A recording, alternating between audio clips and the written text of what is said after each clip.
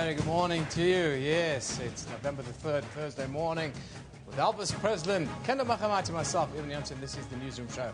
Hello and welcome, of course, today. Well, we've got lots going on today, but up front, we'll be looking at, at the Public Protector's State of Capture report that was released in the High Court yesterday after the withdrawal of President Jacob Zuma's application to interdict the report of, to interdict the release of this report. Correct, yes.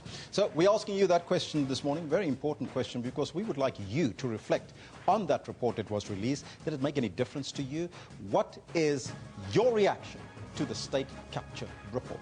Please let us know what's on your mind on the Twitter handle at SABC Newsroom, as well as on the Facebook page. It's quite a big document that you need to go through, but only 25 pages really looking at the recommendations of the Public Protector in that report. Kendall, we're also running a poll, and we saw a lot of violent protests. Absolutely.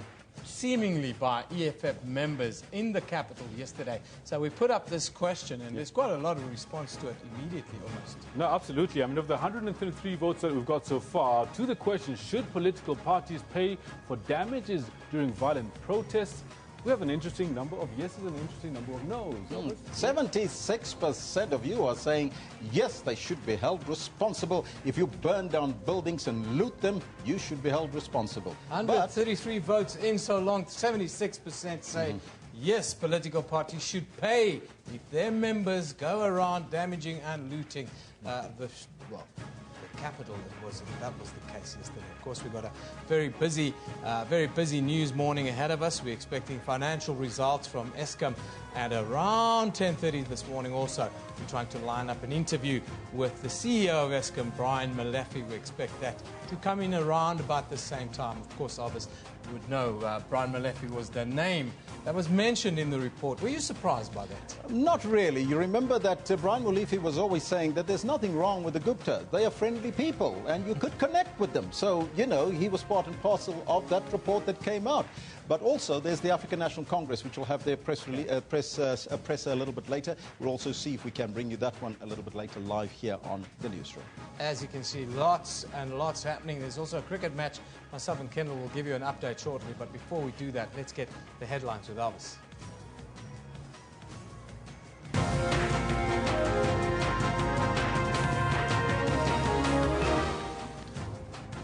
The African National Congress is expected to respond today to the state capture report, which was released by order of the High Court in Pretoria yesterday. And as you heard in our conversation, Eskom is expected to release its financial results at its headquarters in Megawatt Park in Johannesburg, and also responding to the report. And Zimbabwe's President Robert Mugabe will host President Jacob Zuma at the inaugural Binational Commission today. Now, those are all your headlines, but before we get to the news, let's find out from Kendall Makamate what's happening on the sports front. Now, it seems like there's blood on the cricket pitch. Kendall? I wouldn't quite say that, Elvis. Yes, it's been a quite difficult morning for the Proteas to start off with, but there we go. Quinton de Kock saluting the crowd for his half-century. Great little knock. All our hopes seem to be on his shoulders right now. De Kock has just gone to 50 there, as you see. South Africa 174 for 6 in a bit of a hole. But if we can, scratch around and get close to 300, we can still make a game of this one, Kendall. 100%. We need to get through the next couple of sessions and get through to the end of the day. Let's take some live commentary for a little bit and hear what it is that they're saying out there at the Waka in Perth. So what do we think is a good score? 250, 300? Having won the toss, you want to try and get over 250, don't you? And while Quinton de Kock's there, it's still very much possible. There he acknowledges the change room. Been in good touch. 199 and now a 50 in the test match on this tour. Now, this is what else is going on out in the world of sports, but let me bring you everything else that's happening in the world of sports that I will bring into you a little later on today.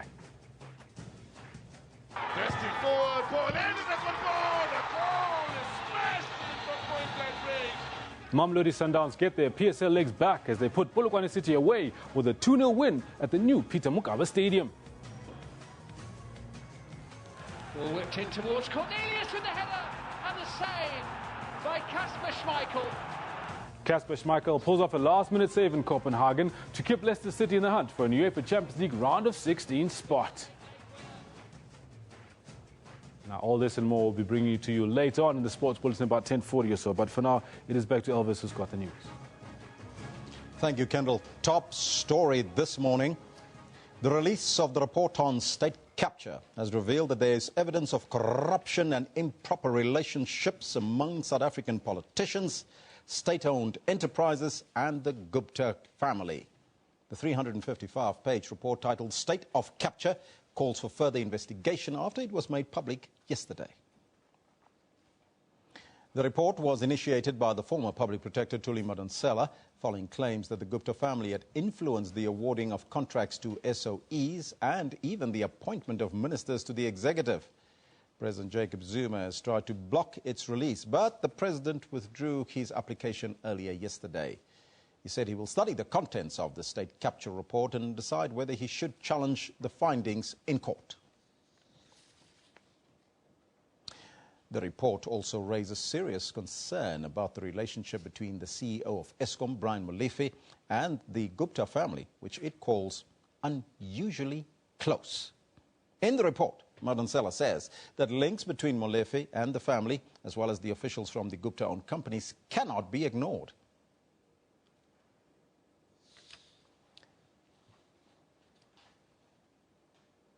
The report also focused on the purchase of Optimum coal mine that supplied coal to Eskom by a Gupta-owned company, Tegeta. It was purchased by Tegeta from Glencore under controversial circumstances. The report raises questions around the involvement of the mining minister, Mosebenzi Zwane, who is said to have travelled to Switzerland to negotiate between Glencore and Tegeta. Madonsela says it appears as though the minister acted in his personal interest whilst on the trip and that his conduct is not in line with the Executive Members Ethics Act. The report also notes that several state-owned entities, including SAA, have been implicated in impropriety.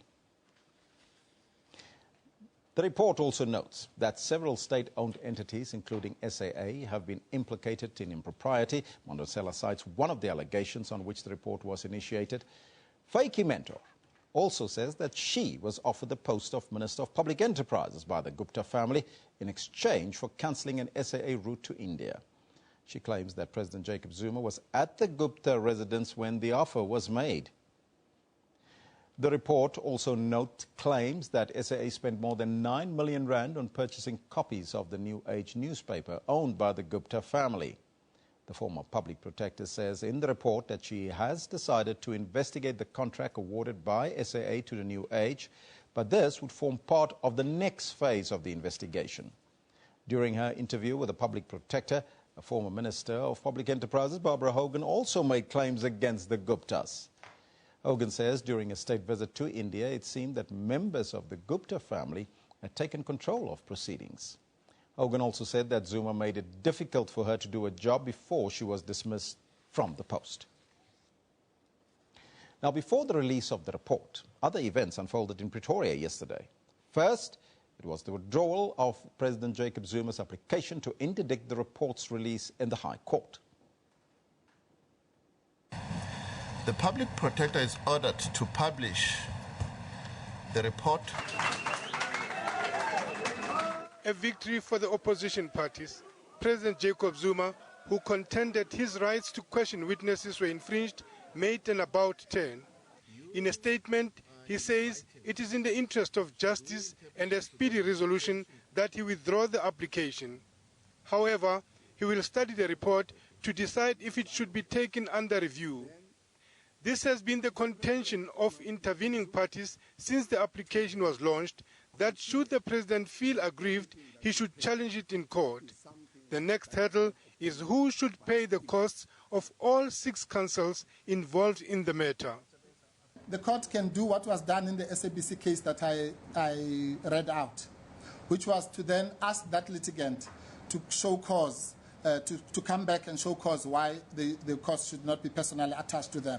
It is clear that the president is asserting a personal interest and a personal right and is using the office of the president to do so and is using the state attorney to advance that interest.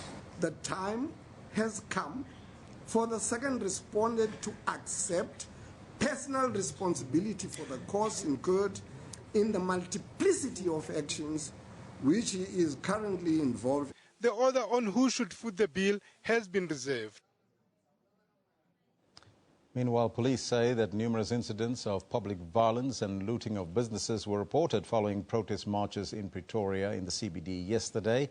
It is alleged that some protesters deviated from the march and started looting businesses as well as throwing garbage in the streets. Police say they're investigating a number of public violence-related incidents. Marches were held by the EFF and the DA supporters. They brought the city of Pretoria to a standstill and forced businesses to shut down. Yeah, Elvis, there was lots of looting apparently took place and businesses were damaged. Let's just take a look at the poll, because we're asking you the question on our poll here today. Should political parties pay for damages during violent protests of their members? If it is proven that it's their members and they go around cities looting shops and breaking infrastructure, should they pay for the damages? 75% of you say yes, 25% say no, and right now we've got 146 votes in. 3/4 of you believe, yes, Elvis, 3/4 of people who have voted believe that political parties should pay for damages if it is proven that their members are engaging in criminal activity during protests. That is absolutely correct, and I think the number is overwhelming, 75%. But it's worrying trend that 25% are saying no. Are those some of the protesters, perhaps? Well, we should know. You can let us know what's on your mind on the Twitter handle at SABC Newsroom. Let us know what you think of our question on the poll. Should political parties be held responsible for violent protest or doing damages during violent protests? Now, the ANC, meanwhile, welcomed the release of the state capture report, saying it views the allegations contained in it very seriously. The party say the document will be used to restore the credibility and the confidence of South Africans in the party. The allegations of state capture by the Gupta family have created divisions within the ruling party. The ANC has welcomed the president's decision to withdraw his application to stop the release of the report.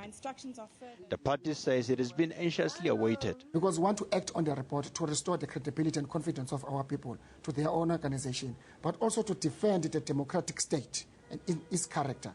That when people are voted into government, people bestow their confidence in those leadership. It cautioned that the president will still be entitled to take the report for a review in court if aggrieved by its contents. It also welcomed the protests in Pretoria to raise concerns about state capture. And it must not be seen as anti-ANC and anti-government. It is about South Africa in the first instance. And I think all of us were at one in terms of making sure that anything that is an antithesis of our constitutional democracy, we must mobilize all of us. Political analysts have described what is happening as a sign of good democracy at play. We have to be concerned when people are accused of trying to take over government for private purposes. But on the other hand, we have to balance this, and we have to say that as long as the courts are operating as well as they can, as long as people can express themselves freely, as long as we have elections which reflect people's opinions, then actually we're in better shape than we think.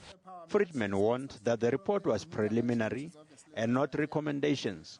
Montlenyane Dipoko, SABC News, Johannesburg. Now, speaking on Morning Live earlier, Professor Susan Boysen from the Wits School of Governance had this to say about the state capture report. It is not a report in a conventional, formal findings yet. It is something that former public protector did within constraints of the budget and the time available to her. It had to come out in certain time. She also specifies why some allegations in terms of the Executive Members Ethics Act, they have to be completed in 30 days. And also, of course, there was the time limit of her term expiring. She knew she had to do it there.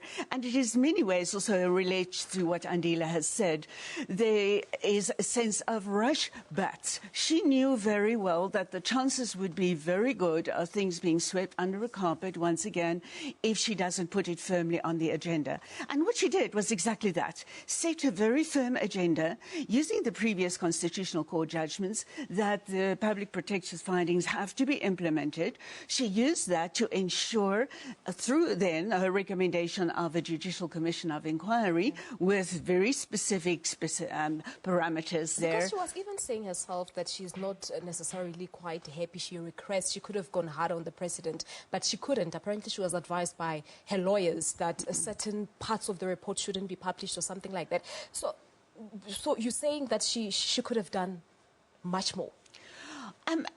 If she had infinite resources, infinite staff, infinite time to investigate it all, within the time available to her, that was what could be done. And given that there was a real chance that things would be swept under the carpet and forgotten again or put on the never, never, like our system is very good at doing and we have been exposed to extensively since President Zuma came to power with his so-called Stalingrad strategy of postpone and delay and using the courts, using official processes to delay and even commissions of inquiry. We can look at Marikana and how long that took. We can look at the arms deal investigation, how long that took. And the investigations in the end went nowhere. So we can read in this one that she was trying to take out insurance, that would not happen and that there would be a definitive investigation of much of what has been in the public domain already, of much of which the ANC, the government, and not everybody in the ANC, not everybody in the government, but significant parties, many of them mentioned in the report, have been advancing very well. All right, but Andile was also saying that this report is actually one-sided. Can you concur with the sentiment? You know, it is evidence that is led, really. And we know very well that there's been a big argument made by the president and people around him, people mentioned in the report that they didn't have sufficient time to respond. Of which the public protector also came in to say that the president failed to answer certain questions and he did not even honor certain invite to We know very well there have been a series of investigations, a series of engagements between the president and Ms. Madonsela, where they could have been much more forthcoming. We couldn't when we went through that travesty of one engagement after the other. Just be reminded of the president's Stalingrad strategy that if he can get it postponed, if he can get it postponed to perhaps the point where he is out of office, then maybe it will go away. But we know very well that if this investigation, perhaps it's first taken under review, then there could be a further postponement, which would actually be even worse for the president, because as it goes, if the commission happens, and then there can possibly be a litigation after that, and then by the time that is completed, the president will just about be ready for retirement, and he won't be able to have all the defences and all the state resources that have been sponsoring all his legal defences by that time. So it could, in the end, be a very unwelcome retirement present for the president. Yeah, but in terms of the credibility and the trust that South Africans have, does it really say something? I think this report says a lot for the trust and in the public protector, trust in processes that are beyond the president. We know from multiple very credible public opinion surveys that the president's trust has declined and is declined all the way, and the public protectors have gone up. And not unambiguously, but in this report we again see that hope. Yesterday was a day of hope and despair. Hope that, yes, there is hope that many of the institutions, state not entirely captured, but many of the institutions can be corrected from all the allegations of corruption and mismanagement and personal enrichment that we have been living with for quite a number of years. All right. This is Susan Boyson on Morning Laugh a little bit earlier, giving us her take, but I would like to get your take on the State of Capture report. That's the question we pose to you. What is your reaction? Let us know on the Twitter handle as well as on the Facebook page. We'll read some of them shortly. But now, let's go over to Eben to start off with what's happening on social media, Eben. Yeah, as you can imagine, it's been the talk of the last 24 hours, the state capture or the State of Capture report, as it is called, Davis. But let's go to social media now and let's see where the conversation is at. Of course, the hashtag is State Capture. That's the hashtag that everyone is talking about, the much anticipated report that was released yesterday. The ANC, I can tell you, is set to respond to the findings today. We will take that news conference live also. Brian Molefe, the Eskom CEO, we expect to have him live on this very show at around 10:30 this morning. So don't stray from this channel. We'll bring you the very latest reaction from Brian Molefe and also reaction via a full press conference by the ANC with regards to the findings of the report. Of course, in cricket, that's the picture that you can see today. That is the Wacker in Perth. In Western Australia. South Africa in a bit of a pickle. I can report that they've just lost another wicket before tea 10 minutes ago. They went to tea on 175 for 7 as Vernon Philander became the latest to lose his wicket. Of course, that match is taking place in Perth at the Wacker ground. Of course, today we commemorate the late musical icon, Mabr, hashtag Brenda Fassie's birthday. She was born on this day in 1964. This tweet from Lera says, I've always said as a child that when I grow up, I want to be like Brenda Fassie. Happy 52nd. You've touched more lives than you know. Absolutely. In some entertainment news, or in other entertainment news, the 26-year-old Taylor Swift is now the highest paid female artist in music. This is according to Forbes magazine. Within a period of a year, she's earned around $170 million US. Also, the royal family's bad boy, Prince Harry, is dating American actress Meghan Markle. That's the picture there for those of you that watch the show Suits. She is Rachel in the hit series. Now, possible interference at state-owned enterprises was among the aspects highlighted by the former public protector Thuli Madonsela in her state capture report. Let's just take a quick look at some of the tweets that we've moderated here that you're sending us. This one from Motalatale Modiba. He says, people forget that the state capture report merely points to allegations and makes no findings. Hence, we need an in-depth inquiry. That is very legally said. Amazonian Jedi says, so the state capture report is slowly trying to kill my